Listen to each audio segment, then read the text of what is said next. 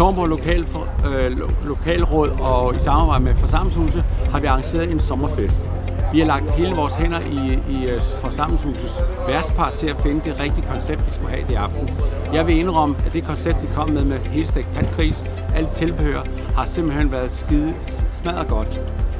Jeg har hørt fra mange tilkendegivelser af, at det var velsmagende, og der var rigeligt af det.